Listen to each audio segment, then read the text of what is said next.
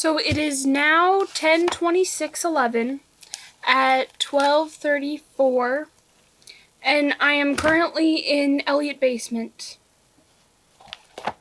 Okay. What are some policy changes that you have seen throughout your time here at the Academy? When you say policy changes, you As mean in- curricular policy or Or the way in which they discipline students, or the handbook? I'm not sure how specific I can be because the handbook has been fairly steady throughout the 20 years we've been here. I think there's been minor changes, mostly from the standpoint of the residential life component.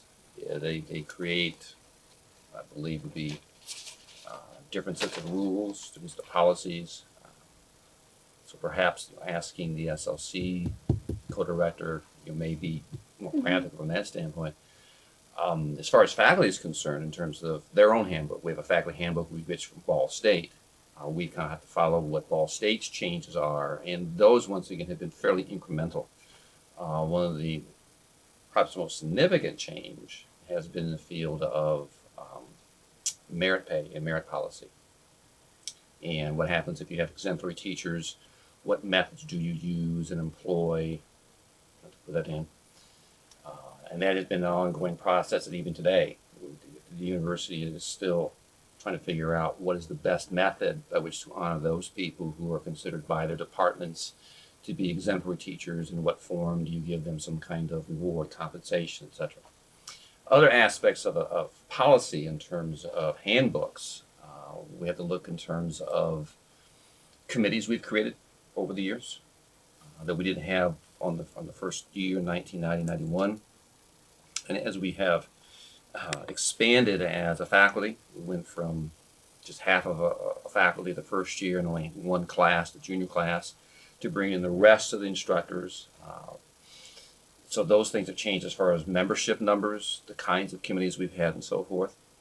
There's also been considerations about how certain committees get elected, whether they become electable through the entire faculty, when it comes through the divisions. Those are just elements of kind of minor details. But for the most part, policy changes as far as impacting us have been fairly minimal.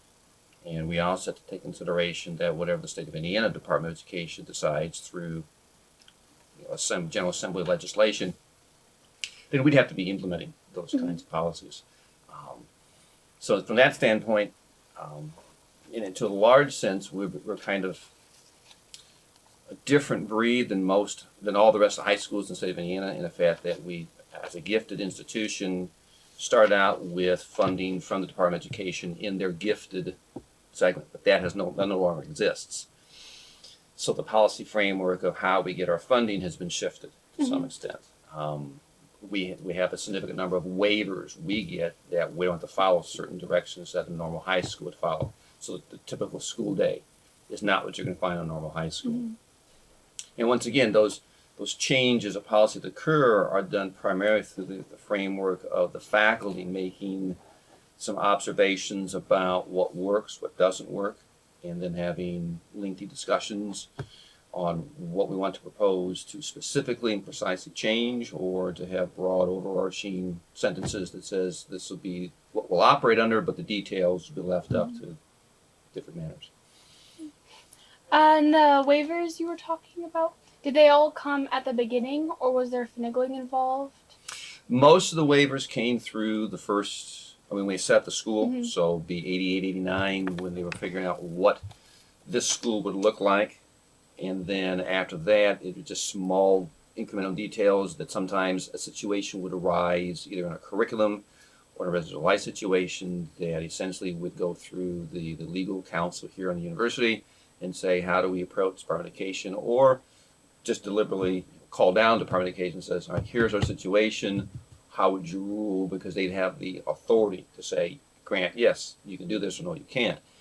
But for the most part, that was done from an administrative standpoint, so we as faculty didn't necessarily always have the input to say, we're going to call people up. That'd be our director's jobs to do that. Yeah. Have you guys always done things through committees? Yes. Yes, that was established from the get-go. So it's a university model, Mm-hmm. so that when you have, and since we are a department of the university through Teachers College, we have to operate like any department on campus, whether it's the science department, the history department, the English department, or language department. And so you have your various individuals who become your department heads through election processes within the framework of that department. Um, and so we have 3 divisions here, and then within humanities we have 3 departments. We've got the foreign language department, English department, and social studies department. So we're kind of a unique beast in that sense, different than the science and math. And then you simply look at your own disciplines and figure out what works in your discipline curriculum-wise, and then those elements that impact the entire staff. So in terms of merit pay or hiring of people, through committees we have a hiring process, and so we usually have whatever department or division is hiring somebody. There's always a need to have at least 1 or 2 people who are not associated with the division. They're going to get that objective, I don't say objective, but that a different set of lenses in which to perceive the candidates and so forth. There's also the process by which we get determined to be rehired. And because we're contract faculty, we fall under a different framework than regular tenured professional faculty on campus. So all those are in the mix, and they were set up prior to the school ever existing. Mm-hmm. And so when we came in orientation, every faculty member would go through an orientation process of, here's what you do as a Ball State faculty member on a contract status. And one of the interesting things, a policy change, I guess, that has been stabilized this school in the mid to late 90s was that we all are operating on a 1-year contract. And at any point in time in that 1 year, the university, without having to give any rationale justification, can simply terminate our positions. So the struggle was that every year you had really no clue when if you're coming back. Yeah. So in terms of preparing observations, the administrators would be the ones observing faculty members to say, yes, you're still qualified to teach. We recommend that this individual still remain as an instructor. That particular recommendation should be sent up the ladder to Teachers College. Teachers College would send out the provost and then end up to the university president. And then the university president would say yes, sign off on all those.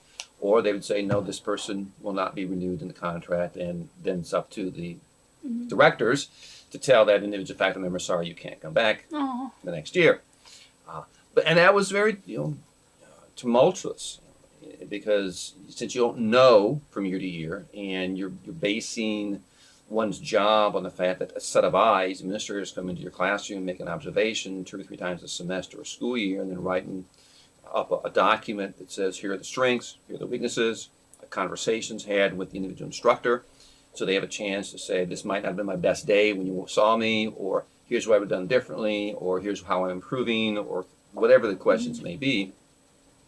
So there's that kind of give and take and relationship. But it got kind of tenuous in the mid-90s when administrators here and the faculty had some significant disagreements about that process. When all that was taken care of, we had a new director come in, Dr. Tracy Cross, and one of the first things he did was try to establish that we should look at the academy in terms of 1, 2, and 3-year contracts. So there at least gives some people a sense that if you're off a 3-year contract and it's approved by the president of the university, you know you'll have a job for, quote unquote, potentially 3 years. But still, even with that 3-year contract, the university could terminate you without any explanation. And that's just part of the arrangement with the university. And that happens with any contract faculty member, so it's not just unique to us. But we are unique in a sense as a faculty group, because we're a special entity educationally. It can sometimes be worrisome at when we come March and April and say, will I be back here in August? Yeah. How often does that process conclude with someone being not offered a position next year? That could happen any time in the given school year. So that if something happens in February and that particular process ends up with the recommendation to terminate within a very short time after the incident, the letter will be presented to the individual instructors, and you will not be called back, and you will not be. And usually, when we first started the school, we usually get those letters in May. So at the end of the school year, we know, because if we didn't know sooner, Yeah. then you're kind of out of luck trying to find a job because all the job hunting is being done in April and May, and sometimes in March. And in the public school systems, Yeah, who knows? you knows, because they're looking, superintendents are looking for people sometimes in February or January of a given year for the next school year, because they know, okay, someone's going to be out with a pregnancy, or someone's retiring, or someone has already indicated we're moving on, or whatever it might be. So it kind of puts us at a sign of disadvantage, which is also, I don't use the word job security, but it gives kind of a sense that your job can be secure as long as you're doing the proper job in the classroom and so forth. Yeah. Cool. Are there any other significant dates that you would say come to mind in the past 10 years or so? Dates as far as what's happened to the institution as a whole, or or individual, either one. institutionally, I'd say the last 10 years has been a fairly calm and quiet place to work. I think each of us as faculty members probably have our own personal date that says, yes, we did excellent this year, or we had this stuff. But as far as anything that was significant, the first decade of the school had many more dates that were significant to the development of the school, to its longevity, to its practices. And I think what we're seeing in this decade has been kind of the ability to absorb those blows that took place in the first 10 years of the school. To have a mature faculty, and I say that in a couple senses. One, that you have individuals now been here anywhere from 12 to 20 years, so you have some stability. Probably I'd say the most significant date, and let's say this in terms of precise date and so forth, would be when we no longer continue to have the fellows program, teacher fellows program. I think the last person we had as a fellow here was in 2002 or 2003. And the teacher fellows program was throughout the whole decade, first decade of the school. We would bring in teachers from public schools in the state of Indiana to come teach it. And they would get 3 classes within their discipline. So we have a chemistry teacher, or we have an English teacher, or a social studies teacher. And then they'd have one of their particular assignments, because each faculty member has at least 4 assignments. Either it's 4 classes of teaching, or it's 3 classes of teaching, a division chair, or research, or whatever it might be. So the individual faculty member from a home high school would come in, and they then work on a project, which they would then take back to their home high schools the next school year and try to implement that project in some way, shape, or form. So that was neat, because we'd always bring in 6 teachers. We'd bring in a physics teacher, a chemistry teacher, a math teacher, a social studies teacher, English teacher, and then sometimes we need a language teacher, bring a language teacher, or sometimes bring in a couple of math teachers, whatever it may be. And that was this great connection, because one of our outreach components of the Canyon Academy is to connect with the school systems in the state of Indiana, and to have fellow instructors come in as fellows was a way for us to start that connection. And Mr. Watson was a fellow the first year here, so he was not a regular school teacher, and then he applied for the second year to become a regular faculty member. Mr. Willis was a fellow back in the 90s. Miss Nay's husband, Mr. Bogan, who taught here last year for a semester or 2, he was a fellow in the first couple of years. So we had that one relationship, and some of the sons and daughters of those individuals have actually come to the academy. We had a social studies teacher here, and I want to say they're 96 or 97, whose daughter attended the academy. So that was a winning relationship, but the finances of that program, when we had the finances fairly much in solid back in the 90s and early part of this decade, changed when things took place in the first part of this the last decade, in terms of 2001, 2002. And it kind of dwindled down to 1 or 2 fellows. In the last year, we just had 1 fellow in the social studies department. But they did a wonderful job of doing some teaching. It freed up some of our time as faculty members to work on projects. So for me, I think institutionally, that is a program that I think worked exceedingly well. and I'd like to see it come back if we could. But there's the practical reality of Mhm. finances in this day and age that may not permit us to do so, because the school system that releases their teacher, sometimes a veteran teacher, to come here, they have to find somebody to teach that school year in that Yeah. school system. And sometimes that's difficult to do. Yeah. And then you got to compensate, okay, who's paying the difference. And we initially would pay basically the entire salary of that teacher, Mhm. which was a great deal for Yeah. that school. But all of a sudden it began to come down to half and half and third and 2/3, and all of a sudden both the arrangement was difficult for both Yeah. groups.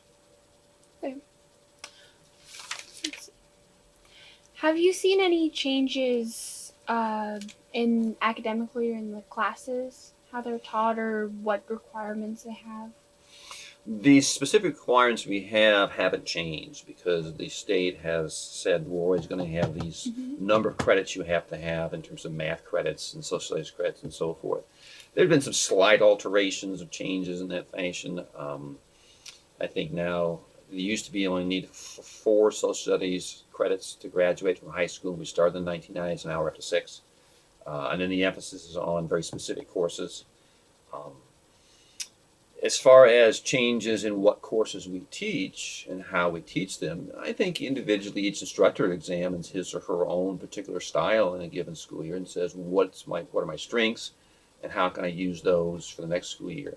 We also think in terms of what kind of electives could we offer in the specialties and in the professional or the intellectual specialty areas of individuals. I think we see perhaps more of that in the social studies department, that we're always experimenting with different courses. And whichever instructor we have come in, whatever their specialty is from their graduate work or doctoral work or undergraduate work, they want to say, I want to study labor movements, or I want to study civil rights movements, or I want to study this part of world history, or I want to do this something in sociology. I think we've seen more of that. Mm-hmm. And when about, I want to say, when was this?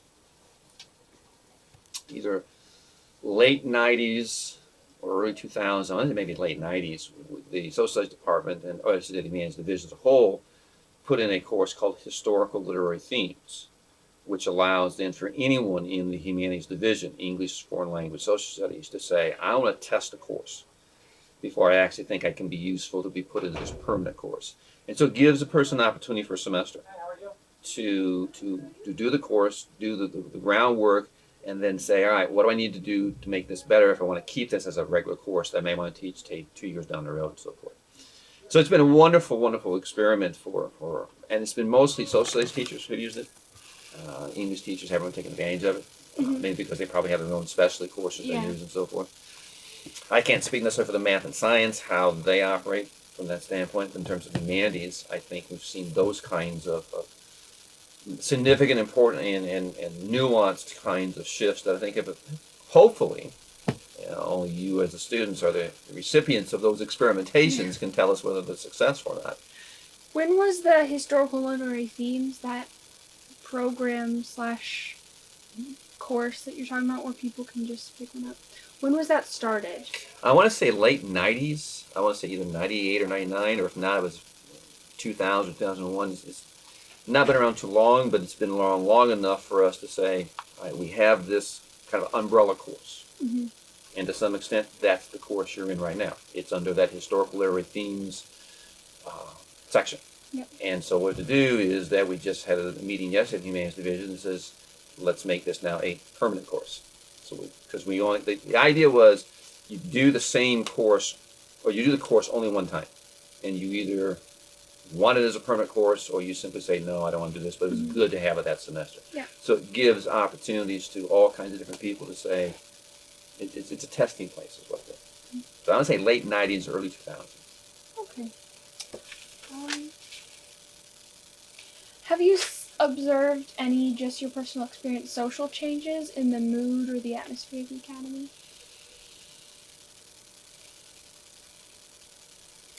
Well, the first 3 or 4 or 5 years of the school, this was a thriving, exciting, challenging, and experimental place. We were testing what it was to teach gifted kids. We as faculty members trying to figure out how much education do we need to know about giftedness to be able to implement then curriculum that is geared towards gifted students. And that thing, there was a lot of excitement. There was a lot of experimentation. I want to say 93, 94, we implemented where all juniors and seniors would be involved in team teaching English social studies class. Not like what Miss Nay and I teach right now, the integrated civitas class. But all the juniors and all the seniors would be involved in that, in the core class, which would be the core English class and the core social studies class. Yeah. Which at that time was essentially just the 2 semesters, the world history and the American literature, the American literature and the world literature, and then American history class, as we know it now, just implement it. And we did that for a couple of years and realized that it was pressure put upon the schedule, because you had to have back-to-back hours. Yeah. And you basically set it up in a manner where you'd go on Monday, Wednesday, Friday. So you think in terms of all your English people had to be at least 9 o'clock and 10 o'clock where they can be in the team teaching process along with social studies. And that challenged the schedule in terms of math and science, what the time of the days you can be in and so forth. So after about a couple of years, figured out, okay, it wasn't so much that the teaching didn't go bad, it was just that the pressure of the calendar did. So now we're down to just the 1 civitas class. And now we use that for 3 semesters. And it's a different blend altogether. And I think from that experimentation for that first 4 or 5 years, and we also had some people that came in and out of the school during that time period. We were hiring new people, it seemed like, on a regular basis every year. So you had different individuals who sometimes were using this as a springboard to go to a university place, or this would be the last couple of years of their teaching experience and then retire, or who knows what it would be. And then we had some difficulties with a new administration in the mid-1990s. And that, I think, changed the entire dynamic of this school, because it seemed that one of the emphasis of this new administration was, that's the term I'm looking for, is to perhaps corral our exuberant energy and pull us back into a framework that would be much more like a normal mentality of a high school. And we said, we're not a high school. Yeah. We're not a place that we want to have this for gifted kids. And it took us a couple years to go through that mess and come out of it fairly cut in a number of ways, socially and so forth. I mean, people would hide in offices. I mean, it is a dramatically different time period for us. And when Dr. Cross came in, he essentially had to spend about 3 years repairing the damage, so to speak. When were those dates, the dates when it was? Oh, this would be starting, say, I want to say 95 through 97. And then, so the changes took a while, and we lost some very, very good people. Just because the administrators say, you're fired, and they didn't have a recourse. And it took us then 3 or 4 years for the new faculty to kind of understand what had just taken place. And so now it's a much more stable place. And then in terms of last decade, since 2000, 2001, we've had not as many people leave, but we've had some significant individuals who have left us because they've gotten other job offers, or so forth. But I think at that point, the faculty has now, as a fairly typical institutional process, established a fairly comfortable routine. But I don't think it has the same exuberance we had those first 4 or 5 years, where we were just experimenting all over the place about what we do with gifted kids. Okay. Cool. Let's see.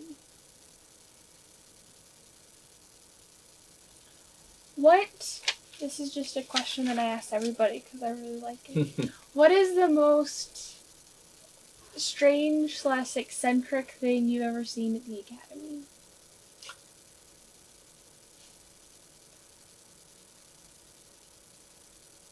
Strange, eccentric.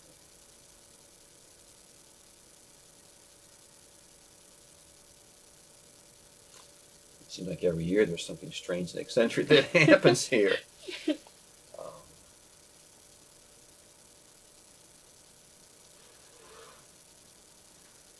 I don't think I can pinpoint a specific eccentric incident, unless you want to include the time when we had a robotics group, late 90s, early 2000, and three of us were taped to the wall as a means to say which one of us would hold it. So Miss Foltz, myself, and I can't remember the third person was right now.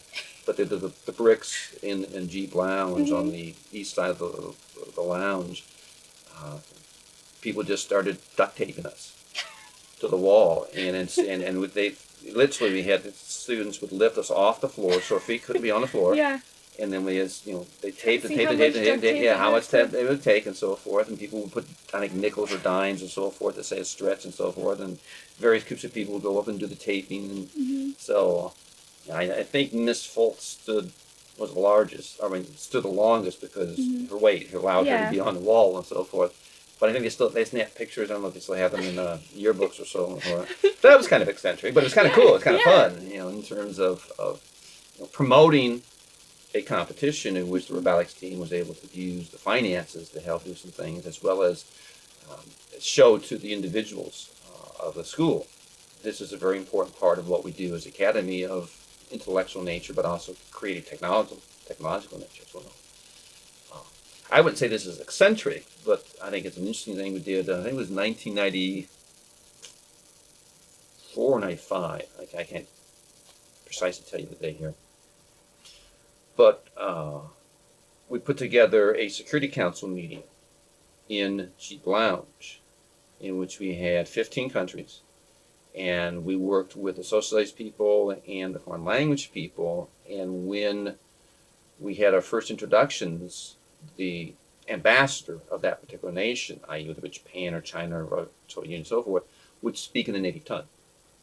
And then we have a translator for those who didn't know. So it was wonderful. The kids had the Russian speaker would have his speech. He'd say everything in Russian, and then you have the translator who would then say it to the audience. And then when we had our interchange of conversation, we would have, once again, the speaking in the foreign language and then the interpretation that's going on. And it worked wonderful. And it's not something probably you would see in most high schools. But I think that, once again, showed the skills and talents of our students, and we put it in a public forum so that their peers could watch what's going on. And we had a jam-packed Jeep Lounge watching the project. Awesome. So other than that, I guess just coloring and painting the turtle every year, it seems like. It's the only other eccentric thing I can think of. Okay. I think that's all for now. It is now 1:02 p.m.